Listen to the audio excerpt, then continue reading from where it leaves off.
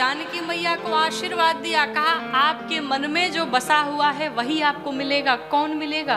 Confusion दूर कर दिया। कहा बाग में दो आए थे, एक सांवला आया था, एक गोरा आया था, लेकिन आपको कौन सा मिलेगा? सहज सुंदर सांवरो। कहा जो सहज है, जो सुंदर है, जो सांवला है, वही आपको प्राप्त होगा। करुणा निधान सुजान शील स्नेह जान तरावरो। वो करुणा निधान आपके मन की हर बात को जानते हैं। इस प्रकार से माँ भवानी का आशीष प्राप्त करके श्री जानकी मैया चल पड़ी। वाम भाग फड़कने लगे, खुशी के आंसू माँ के नेत्रों से निकल पड़े। माँ वहाँ से पूजन करके चल पड़ी, भवन में आई। उधर भगवान राम गुरुदेव के पास गए। जा करके गुरुदेव भगवान से कहते हैं, प्रभु मेरे रघुकुल की ये परंपरा है कि स्वप्न में भी हम किसी पराई स्त्री का दर्शन तक नहीं करते, लेकिन न जाने क्यों आज जानकी जी को देख करके मेरा मन उनके प्रति बार बार आकर्षित हो रहा है। गुरुदेव ने आशीष दिया, कहा प्रभु आप सब जानते हैं कि वो कौन है और क्यों आपका मन आकर्षित हो रहा है। सुफल मनोरथ होए तुम्हारे, आशीष दिया, भगवान को विदा किया। फिर से संध्या वंदन आरती पूजन व्यारूप शाद, रात्रि में सभी ने विश्राम किया। प्रातः काल उठे, स्नान ध्यान आदि से निवृत्त होकर के आज विश्वामित्र जी के साथ में भगवान श्री राम लक्ष्मण जी चल पड़े।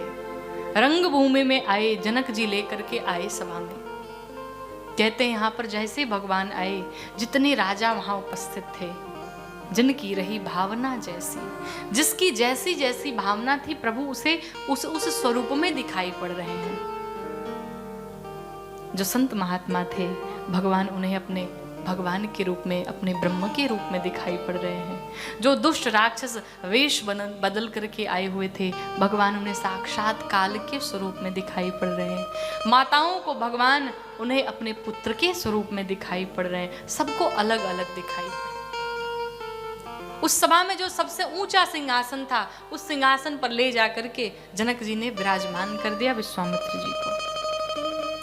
जानकी जी को आदेश दिया गया ले करके आया जाए। श्री जानकी मैया हाथों में वरमाला लिए सभा के मध्य में आई, और जैसे मैया आई सबसे पहले माँ ने चारों तरफ दृष्टि डाली। जब चारों तरफ देखा तो जो चतुर सखी थी वो समझ गई है किसको ढूंढ रही हैं। कहा सखी जानकी, आप जिसे ढूंढ रही हैं वो नीचे नहीं बैठा है, वो ऊपर बैठा है। और जब माँ ने ऊपर दृष्टि डाली तो मुनि समीपा देख्यो दो भाई। जैसे माँ ने ऊपर दृष्टि डाली तो मैया देखती हैं विश्वामित्र जी के एक तरफ श्री राम जी बैठे हैं, दूसरी तरफ श्री लक्ष्मण जी बैठे हैं। माँ ने देखा मानो खजाना मिल गया हो नेत्रों का। माँ ने कहा अब नहीं देखना। माँ ने हीरे के कंगन पहने थे, उन कंगनों में बैठ करके भगवान राम का दर्शन करती है।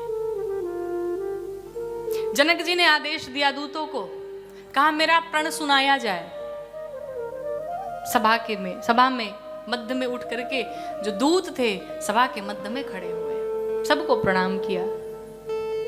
सबको प्रणाम जब किया, मेरी माँ जानकी ने जिस जिसको देखा सब माया के वशीभूत हो गए। इन दूतों के ऊपर भी दृष्टि पड़ी, ये दूत भी माया के वशीभूत हो गए। सभा के मध्य में दूत खड़े हुए कहते हैं देश देश के राजा यहाँ उपस्थित हुए हैं। मेरे महाराज जनक ने किसी को निमंत्रण नहीं दिया, सब उनका प्रण सुन सुन करके आए हुए हैं। और अगर कोई अहंकार नहीं करेगा, अगर आपके भुजाओं का बल चंद्रमा है तो आपके भुजाओं के बल को अपना ग्रास बनाने के लिए शिव जी का पिनाक उपस्थित है। कोई अहंकार नहीं करेगा। मेरे महाराज जनक का ये प्रण है, इस शिव जी के पिनाक को जो उठाएगा, प्रत्यंचा चढ़ाएगा, खंड खंड तोड़ेगा, उसी से हमारी श्री जानकी जी का विवाह होगा। जनक जी ने जब सुना कि तोड़ने की बात कर डाली, जनक जी का प्रण था जो उठाएगा प्रत्यंचा चढ़ाएगा, लेकिन जनक जी के जो दूत थे मोह के वशीभूत होकर के थोड़ा आगे ही बोल गए। यहाँ तो उठाना मुश्किल था, ये तोड़ने की बात कर गए, लेकिन अब करें तो करें क्या। जैसे ही दूतों ने सबको प्रण सुनाया। जितने राजा थे सब अपने अपने स्थान पर परिकर बांध उठे अकुलाई, चले इष्ट देवन सिरनाई, तमकिता के तक शिव धनु धरई, उठई न कोटि भांति बलु करई। जितने राजा उपस्थित थे सभी अपनी अपनी धोती बांधने लगे, अपना अपना पटका संभालने लगे, लगे व्यायाम करने, एक्सरसाइज करने लगे, अपने अपने भगवान को मनाने। प्रभु जीवन में जितनी पूजा की, जितनी तपस्या की, आज उसका फल देने का समय आ गया है। सारे राजा दौड़ पड़े। जनक जी ने कहा शांति से बैठिए, सबको टाइम मिलेगा, बारी बारी से। और सभी राजा पहुंचते जाते और धनुष के हाथों अपनी कीर्ति गंवा करके वापस बैठ जाते। स्वामी अखंडानंद जी महाराज वृंदावन, वो कहते थे कि उस सभा में 10,000 राजा उपस्थित थे, और जब एक राजा धनुष के पास जाता था तो 9,999 राजा बैठ करके प्रार्थना करते थे, प्रभु इससे मत तोड़वाना। अब कहाँ एक राजा की प्रार्थना, कहाँ 9,999 की प्रार्थना, सभी आकर के बैठ जाते। अब जितने राजा थे शर्मिंदा हो गए। कहते हैं जो उस सभा में बुद्धिमान राजा थे, उन्होंने सोचा हम भूपति हैं, जानकी भूमि जहाँ है, कोई पिता अपनी पुत्री से विवाह नहीं कर सकता। वो बैठे रहे।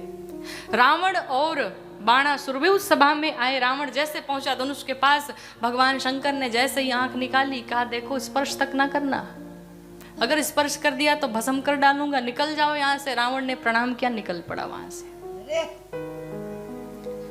अब जब कोई तोड़ नहीं पाया तो सारे राजाओं ने मिलकर के आपस में एक बैठक की, कहा चलो एक काम करते, मिल के तोड़ देते हैं। एक ने कहा पागल हो गए हो, क्यों? कहा अगर 10,000 तोड़ देंगे तो विवाह किससे होगा? 10,000 से होगा?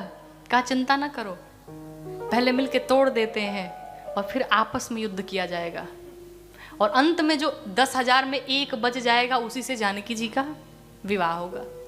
सारे राजा एक साथ एकत्रित होकर के पहुंच गए, और गोस्वामी जी कहते हैं कि भूप सहस 10 एक ही बारा, लगे